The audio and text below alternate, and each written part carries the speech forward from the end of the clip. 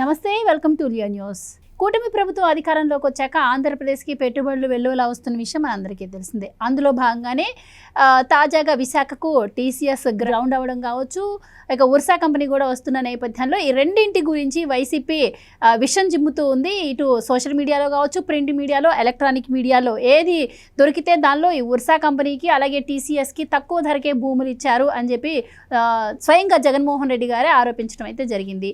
మరి తక్కువ ధరకి నిజంగానే అలా భూములు ఇచ్చారా? మరి పెట్టుబడులు పెట్టడానికి వచ్చే వాళ్ళకి కూటమి ప్రభుత్వం ఒక్కటే తక్కువ ధరకి భూములు ఇచ్చిందా? ఇంతకుముందు ఏ ప్రభుత్వం అలా చేయలేదా? మరి వైసీపీ ఆరోపిస్తున్నట్టు 99 పైసలకే ఈ రెండు కంపెనీలకు కూటమి ప్రభుత్వం భూములు ఇచ్చిందా? ఇలాంటి విషయాలన్నీ కూడా తెలుసుకుందాం. మనతో పాటు ఉన్నారు సీనియర్ జర్నలిస్ట్ సత్యమూర్తి గారు. నమస్కారం సార్. నమస్కారం అండి. సార్, ముఖ్యంగా టీసీఎస్ ఉర్సా గురించి వైసీపీ నడుంగట్టుకొని పనిచేస్తుందనే చెప్పొచ్చు. ఇటు డిబేట్లు నిర్వహించిన, ఇటు ఇన్స్టాలో కావచ్చు, ట్విట్టర్లో కావచ్చు, ప్రింట్ మీడియాలో కావచ్చు ఉర్సాకి ఇచ్చేస్తోంది, కంపెనీల రూపంలో భూములు కొల్లగొడుతోంది, ఈవెన్ 99 పైసలకు ఒక ఇడ్లీ కూడా రాదు, అలాంటిది ఎకరం భూమి ఇస్తున్నారు అని చెప్పి ప్రచారం చేస్తున్నారు. సో ఎలా చూడొచ్చు అంటారు? అంటే నిజంగానే 99 పైసలకే భూములు ఇవ్వడం జరిగిందా? ఇంతకుముందు గత ప్రభుత్వాలు ఎప్పుడు కూడా ఇలాంటివి జరగలేదంటారా?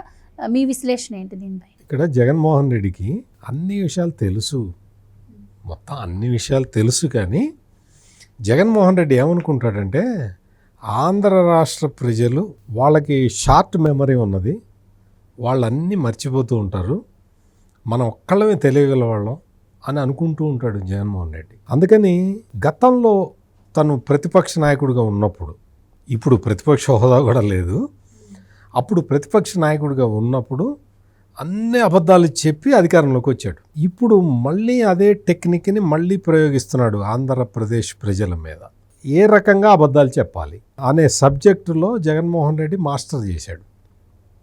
ఇప్పుడు అసలు ఈ ఉర్సా క్లస్టర్స్ అనేదానికి, టీసీఎస్ అనేదానికి, ఈ రెండు కంపెనీలకి ఎంతకి ల్యాండ్ ఇచ్చారు అనేది జగన్మోహన్ రెడ్డికి తెలుసు.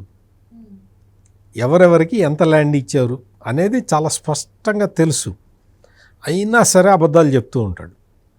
తను అబద్ధాలు చెప్పటమే కాకుండా తన సోషల్ మీడియా ద్వారా మొత్తం విస్తృతంగా ప్రచారం చేస్తూ ఉంటాడు. వాళ్ళ పార్టీ లీడర్ ఒక అతను ఉంటాడు, అతను ఏదో కనిపెట్టినట్టు విశాఖలో భూములు పంజారం చేస్తున్నారు అని మొదలుపెట్టి దాని మీద విశ్లేషణ చెబుతాడు. ఉర్సాకి 99 పైసలకి ఎకరం ఇచ్చినట్టు ఈ మేధావులందరూ, అంటే అతను ఆ ఛానల్లో కూర్చొని మాట్లాడేవాళ్ళు, వాళ్ళ ఛానల్ ఉంది కదా ఒక ఛానల్, ఆ ఛానల్లో కూర్చొని మాట్లాడటం, జగన్మోహన్ రెడ్డి తన ప్రసంగాల్లో చెప్పటం, తన సోషల్ మీడియాలో ప్రచారం చేయటం, ఇవన్నీ కూడా ఎవరన్నా ఈ ప్రచారం చేసేవాళ్ళు ఉర్సా క్లస్టర్స్కి, అది AI technology company, artificial intelligence technology company, artificial intelligence data centre వాళ్ళు పెట్టబోయేది. అసలు ఆర్టిఫిషియల్ ఇంటెలిజెన్స్ డేటా సెంటర్ అంటే ఏంటో ఆ ఛానల్లో కూర్చొని మాట్లాడే మేధావులకు కానీ, ఈ జగన్మోహన్ రెడ్డికి కానీ, ఆ పార్టీ నాయకులు అంబటి రాంబాబు లాంటి వాళ్ళకి కానీ వాళ్ళకేమన్నా అసలు ఐడియా ఉందా? Point number 1. Point number 2, Ursa క్లస్టర్స్కి ఎంతకి ఇచ్చారు ల్యాండ్? 99 పైసలకి ఇచ్చారా?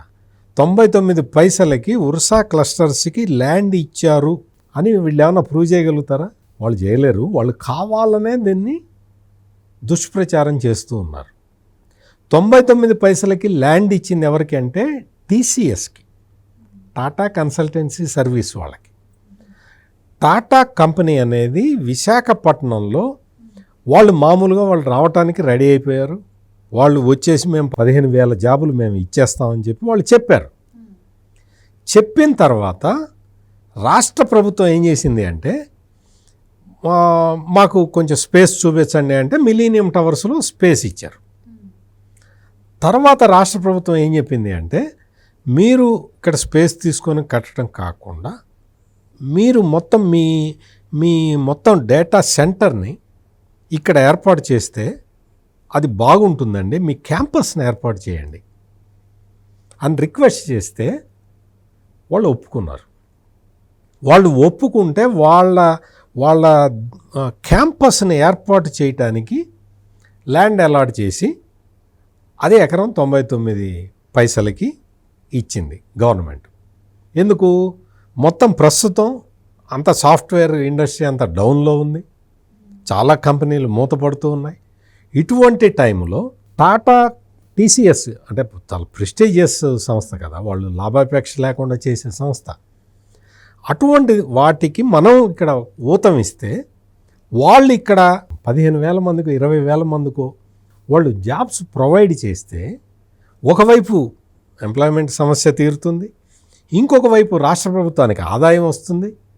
వాళ్ళు క్యాంపస్ కట్టడం మొదలు పెడితే క్యాంపస్ సగం పూర్తయినసరికే ప్రభుత్వానికి రావాల్సిన ట్యాక్సులు గీక్సులు అన్నీ వచ్చేస్తూ ఉంటాయి.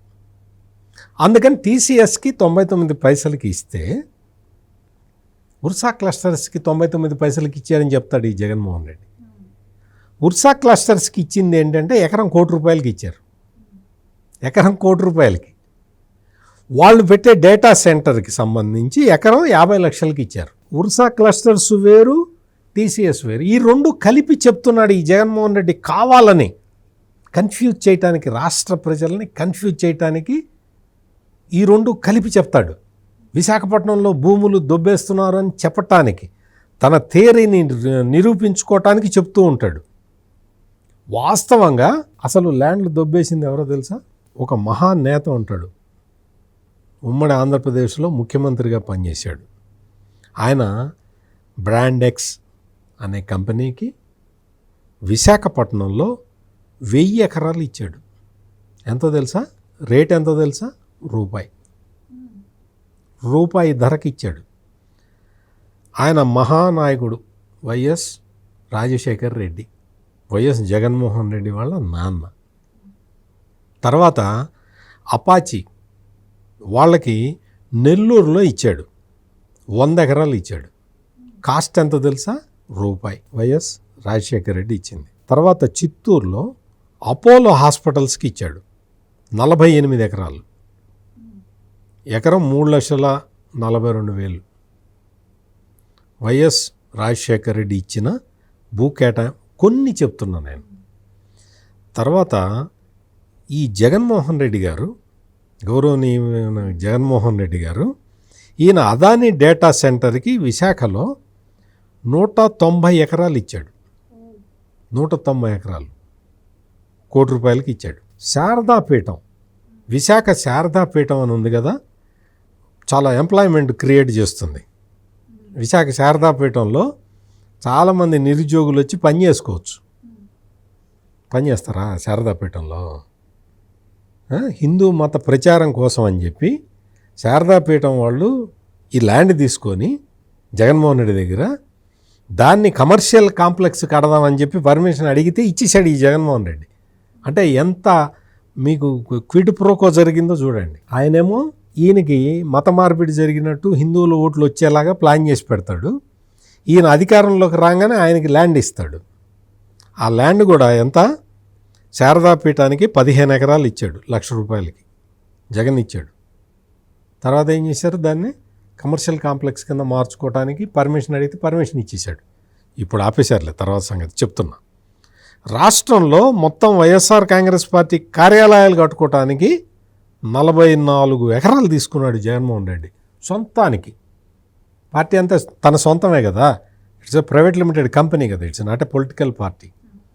దానికి ₹1,000 లీజు, కొనటం కూడా కాదు, లీజుకి జగన్మోహన్ రెడ్డి చేసిన భూపందేరాలు ఇవి. అంటే కొన్ని చెప్తున్నాను, ఇంకా చాలా ల్యాండ్ టైటిలింగ్ యాక్ట్ అడ్డం పెట్టుకొని దోచినవి, లేదు ప్రొహిబిటెడ్ ల్యాండ్స్ అని చెప్పి ఆ చుక్కల భూములు అని చెప్పి అవన్నీ కాజేసినవి, అవన్నీ పక్కన పెట్టండి. దళితులకి ఎప్పటి నుంచో దళితులు 30-40 ఏళ్ల నుంచి ప్రభుత్వ పట్టాలు ఇచ్చి వాళ్ళు సాగు చేసుకుంటున్న భూముల్ని మీరు అమ్ముకోవచ్చు అని చెప్పి ఒక జీవో ఇచ్చేసి ఆ దళితుల భూములు కొట్టేయటం, ఇవన్నీ పక్కన పెడదాం.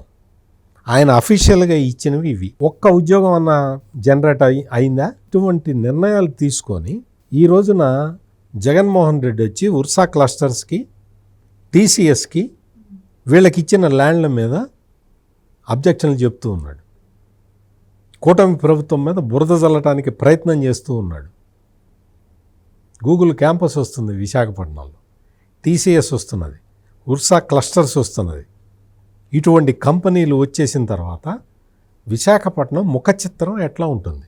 అది తెలిసి కూడా తెలియనట్టు నటిస్తూ పబ్లిక్ మెమరీ ఈజ్ షార్ట్ అనే థియరీ మీద రాజకీయ కార్యకలాపాలు చేసే జగన్మోహన్ రెడ్డి మొత్తం రాష్ట్రం మొత్తానికి ఒక అంటే విషం చిమ్మే ఒక స్ప్రేయర్ లాగా తయారయ్యాడు.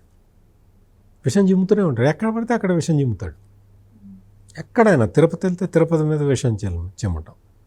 నీకు ఎక్కడికి వస్తే అక్కడ అభూత కల్పనలు అసత్యాలు ప్రచారం చేసుకుంటూ తిరుగుతూ ఉన్నాడు ఈ జగన్మోహన్ రెడ్డి. జగన్మోహన్ రెడ్డి ఎంత బాధపడ్డా చంద్రబాబు నాయుడు ప్రభుత్వం మాత్రం ఇవేం పట్టించుకునే పరిస్థితుల్లో లేదు. ఉర్సా క్లస్టర్స్ వాళ్ళ యాక్టివిటీ స్టార్ట్ చేయబోతున్నారు. వాళ్ళకి ఇంకా అగ్రిమెంట్ కాలేదు, ఇంకా అగ్రిమెంట్ అవుతుంది, అయిన తర్వాత మొదలు పెడతారు. ఈ లోపల టీసీఎస్ తన క్యాంపస్ని స్టార్ట్ చేస్తుంది. ఈ లోపల ఇన్ఫోసిస్ రాబోతున్నది, మైక్రోసాఫ్ట్ రాబోతున్నది, గూగుల్ వాళ్ళ క్యాంపస్ స్టార్ట్ అయిపోయింది ఆల్రెడీ. వాళ్ళు మొత్తం అసలు మీకు ఎందుకు మొత్తం ఆ డేటా మొత్తం అంటే సౌత్ ఆసియా మొత్తం డేటా ఇక్కడ స్టోర్ చేయబోతున్నారు విశాఖపట్నంలో.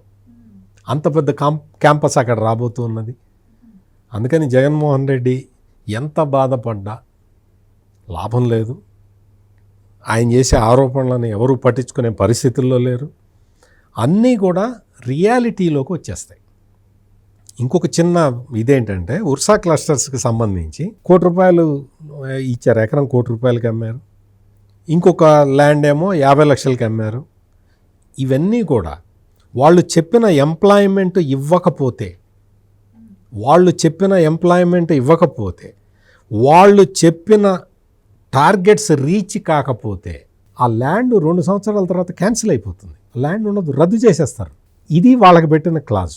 2 సంవత్సరాల్లో టర్మ్స్ అండ్ కండిషన్స్ ఫుల్ఫిల్ చేయకపోతే వాళ్ళకి ఇచ్చిన ల్యాండ్ అంతా వాపసు తీసుకుంటుంది గవర్నమెంట్. అప్పటి వరకు పెట్టిన పెట్టుబడి కూడా ఇవ్వరు. అంటే కంపెనీ ఎంత రిస్క్ తోటి వాళ్ళందరూ కూడా ఫారెన్లో ఉండి వాళ్ళ పనులు వాళ్ళు చేసుకుంటూ ఆంధ్రప్రదేశ్ మీద ఒక ఇంట్రెస్ట్ తోటి వాళ్ళు వస్తూ ఉంటే వాళ్ళని చెడగొట్టే ప్లాన్.